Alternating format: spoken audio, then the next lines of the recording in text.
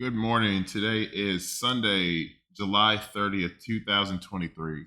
And this is the 15th weekly Bitcoin price forecast. So basically, we're seeing where price went last week and where we could potentially go into the future. So at this point, we are at the end of July. And like I said, it's July 30th. We got one more day before the monthly close happens.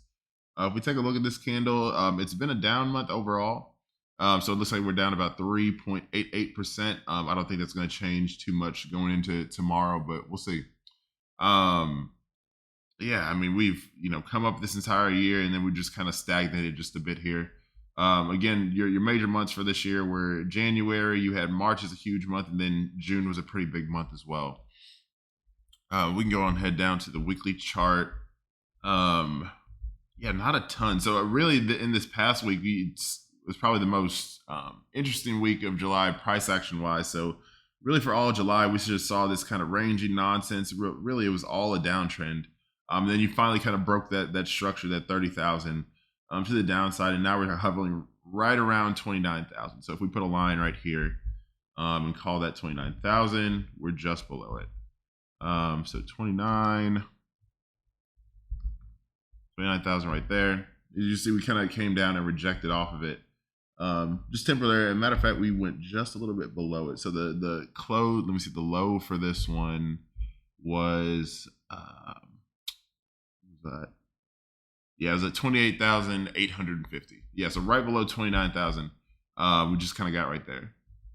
But if we look at it, we take a look at really where we came from for last year and then coming into this year. So if we draw a line right here, we come from the top, go somewhere around here, and maybe we could even do that a little bit less steep. Put that right here. We'll just do the body close as opposed to the wick closes. So yeah, you can see like the top, we have the body close here, you have a touch right here, and then you have your final touch right here. And now we finally get into this different regime to where we are starting to break up. So if we go here, now you start to see an uptrend line. So you had a long-term downtrend line coming from here, one tap, a third tap, and then you finally just kind of, consolidated for months here. That went from, what was that? Early November all the way until early January. So about 2 months that you just kind of did nothing, consolidated, and then you finally saw that major breakout. So coming from here, you do have this series of uptrends now that we're starting to see where it's breaking up. So you had this first one, 2, 3 on this line, and then now we're looking at touching that for a fourth time. And then you kind of have this confluence of all the moving averages here as well. So that's kind of interesting. So you have this trend line, which, and let's say like the worst case scenario, we come down, tap the trend line, and we get down to like 27, 28. That I think is reasonable. But I mean, if we watch the price and what it's done, I mean, we have these major shoot off periods, and then you'd consolidate, come down for a little bit. Then another rocket ship, and then you'd have this weeks and weeks of consolidation. So this was about from late March to early, almost mid-June, about 3 months. You just kind of saw it do a whole bunch of ranging downwards. And I mean, this one, it seems like it's going to be a little bit shorter, and we should take a rocket ship pretty soon here. But that was mid-June to now we're at the end of July, so about a month and a half. So yeah, it's kind of interesting there to see where we could potentially go. Like I said, we have the moving averages sitting right here. A whole bunch of confluences happening all at once. One thing I did find interesting was I was doing some charting earlier this week and just kind of taking a look at where price would go after we had these runoffs, right? So if we come down here and we do a Fibonacci and we pull it all the way to the top of here, pull that down, right? So the top of this move down to the bottom, where did that go? So it looks like we came up here and then we came down to the 0.618. So it was like a 62% pullback from the top here. So we went up here and then we came down here. 61%, 62%. And then if we do this again, we come up here and we take the bottom of this range all the way up to the top. You come back, look at where it went down to. You went to the all the way to the upside, and then you pulled back about 50%. So a little bit less shallow of a pullback. And then we'll do it one more time. We'll come up here and we'll take a third pullback. So we come from the bottom down here. And then we take a look. So where did it pull back to at this point? And again, the week and the month are not quite over yet. It still could go back down farther, but I think it is interesting that we went to the 0.382, so a 38% pullback. So it's very interesting because like these are perfect Fibonacci levels, and like they're the ones that you see that you want to see in a healthy uptrend, right? So like the deepest pullback you want to see and still consider yourself to be in some type of uptrend is about 62% roughly. But then it's interesting to see that these pullbacks are getting more and more shallow over time. So like when you see like a 0.382 pullback and then it potentially just rockets off in the other direction, it's like, okay, well, that's a very healthy trend. You don't want it pulling too much farther past this, the 0.78 whatever levels, because like then too much of your momentum has been lost and it's just a much more uphill battle to get back up there. So that's an optimistic sign for me, at least. Again, as I've been saying frequently over the past couple weeks, we can pull back a little bit farther. There is potential that we could pull back farther, but I don't think that it's going to be too far. Again, right now we're at like a 20. Let me see. This 100 moving average is at 28,300, 400 roughly, and then it'll pull back somewhere into this zone potentially. So I think there is more room that we could sweep down before going back up, and again, I think that's healthy. Getting some of that extra liquidity to the downside to be able to pull back up in a pretty swift manner. I mean, as we've seen with all these other ones, like they once they do take off, they take off for real. So I'm gonna draw this line that I continue to draw. It's this was the last major imbalance zone before we started to consolidate for what seems like months at this point, right? So that's June. We had the late June kind of runoff, and then we actually came down and touched this.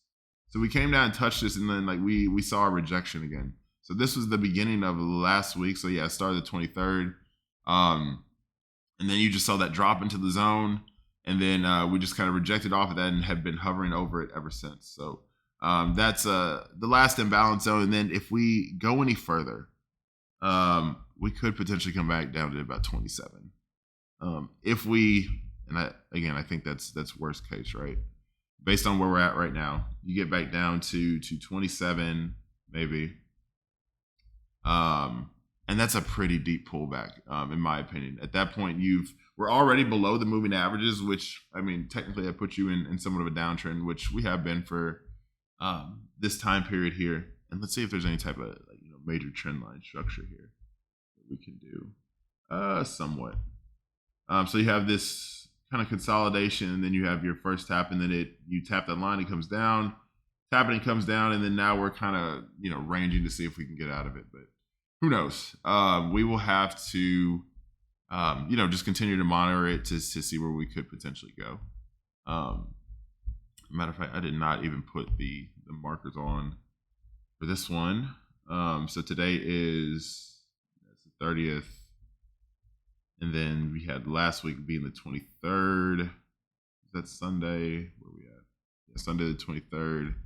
And then finally you come to the following week, the 6th. Somewhere in there. So where could we potentially go in the next week? So if we come down to the 4-hour chart and take a look, let's just assume that we extend this out. And let's draw some of these confluences as well to see where we could potentially get to. So if I go back to the daily chart and I pull up what the actual Fibonacci has been for what this retracement could look like. If we pull up to the high point, it's kind of interesting that you have like this right here, and I don't know if you can see it very well, but this is the 0.382. This last major one that I was talking about earlier. So you have that confluence, you have this confluence of the imbalance zone right here that was the last place that price majorly pushed off of before we kind of got up to this range up here. Yeah, so that's kind of cool to see the confluence. So and then you also have the confluence of the 50 moving average on the daily chart, exponential moving average. So yeah, after you get past that, now we're at the point where you have. Let me see what the 1 hour is doing. Yeah, so we're still below the 1 hour at this point. So I think we could do a couple things this week, and let's see if we can draw a path here. We could potentially at this point, we're at Sunday. We could continue to range for the rest of the week. That's very much so a possibility, and we just do a whole bunch of nothing. I don't see that being outside the realm of possibility. We could I don't even think we'll get down to. There's a potential that we could go down to 27,000. Again, that's a pretty round number, but I think that's going to be a pretty hard sell because at that point you'd be getting past like the 0.618. So I'm not even going to say it'll go that far. I just don't really see it. Again, everything is possible, but not everything is probable. So I think we could potentially get down to the 0.5, that 50% pullback on the Fibonacci, right? And then you'll do a little bit of this and you'll come up here.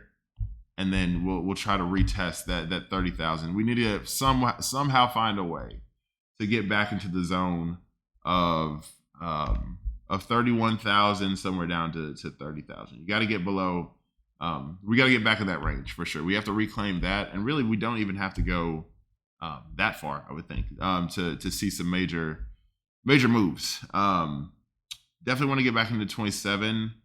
29,700 would be another one to reclaim. So let's take a look here.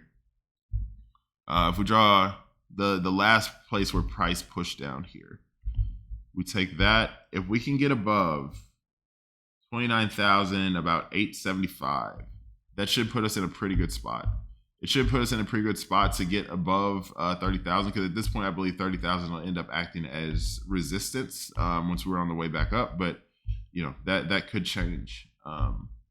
And we'll kind of see where we go. So I do think we'll end up going down a little bit more first. There's way more upside than there is downside, in my opinion, at this point. We'll take one more look at another potential scenario. So we could do this. Come up here, kind of meander around here, break out. There will probably be some consolidation in this range before finally breaking out to the upside and kind of seeing where we could go there. So those are my three scenarios. This could be another absolutely nothing week. We're going into a new month starting tomorrow. Well, starting on Tuesday, I should say. Tuesday is the first. So the three scenarios are just a bunch of nothingness ranging, reclaiming the 30,000, or sweeping down to get some more liquidity before being able to get that rocket fuel to go back up to the upside. So I think that's pretty much it for this week. Nothing major. I don't think there were any major news events throughout the course of the week last week. Nothing to call home about. But coming up in August, I think you should see. I want to say that the deadlines for the ETF approvals are going to be starting in August. So whether they reject or accept, you'll start seeing that. I think long term, the goal, the move, they're going to accept it long term, but it's just like a matter of when. It's not a matter of if, in my opinion. So. Last thing I'll look at is like the historical returns for Bitcoin. Is like that was kind of interesting, right? So you got your 12 months of the year. These are your different. It started in 2013. I mean, it's been around for longer than then, but just started looking at it. So as we see, January is technically negative, but pretty much it seems like January just kind of breaks even. February is usually a positive month. March is usually a little negative. You have April and May, which see 10%, 12% return. So that's pretty good. Some people don't get 10% in an entire year. So in a 1 month span, that's pretty good. June is generally a negative month, but as we saw from this year, June had a fantastic month. I think we pumped probably like 17 or 20%, something like that. As a matter of fact, we can see exactly how much we pumped in June. In June, we pumped. 11%, about 12%. July, like I said, historically you get about 8% on your 8% returns, but this July it seems that we may be negative. I'm not optimistic that we'll erase a 3% gain in a day, the one day that we have remaining in July, but we'll see. August is generally positive, but again, that's historical, right? I mean, you have these major months like in 2017 that kind of help to boost that average, and then 2013 was also a key year for Bitcoin as well. So these two kind of skewed that average a little bit. But September across the board, I think it's actually, it's the worst performing month historically. And then you have October, November, which again kind of skewed here with this 400% gain in 2013. But again, November is your best performing month, as well as 2017.